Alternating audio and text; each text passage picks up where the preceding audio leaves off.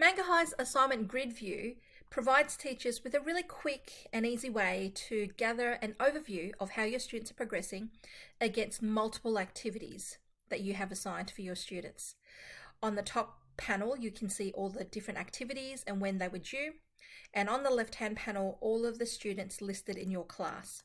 Scroll down to see more students, and of course scroll across to see more activities.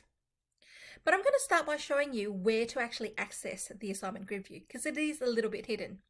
So let me close this and refresh our reports page. The first thing we need to do is make sure you have your correct class selected. And from there, select the assignments report and click on Show Gridview, which is the little panel on the left-hand side. From here, you can see all of your students listed on the left-hand panel. Scroll down, it's all organised based on the pass rate.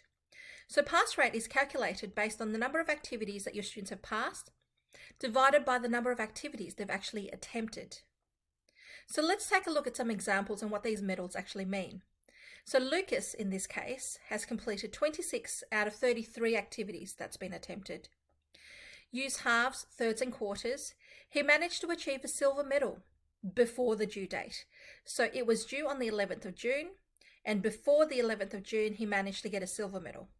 Now, after the 11th of June, he went in, completed the activity again, and upgraded himself to a gold medal, hence the smaller gold medal that's being shown here. Same thing with use fractions, silver medal at first, and then gold medal after the due date. Convert metric units of weight, gold medal before the due date, but there was no reattempt after the due date.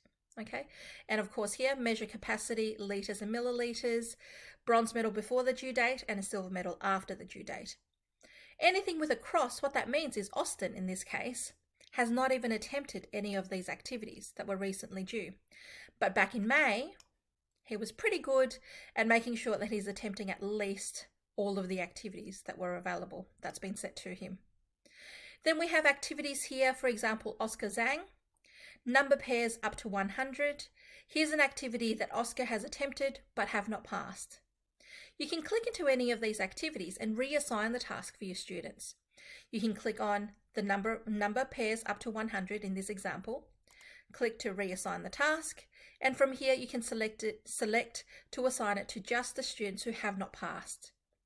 Click OK or click Done, and those activities will be assigned to Victor, Millie, Jacob, Nathan, etc., because they have not passed the activities previously. You can also opt to select to assign it to all the students again if you want it to, but it's completely up to you. So I'm going to discard this activity or reassignment. You can also download all of this information into an Excel format. Click on leaderboard to see who the top 10, who the top students were and how many attempts they've made for this particular activity.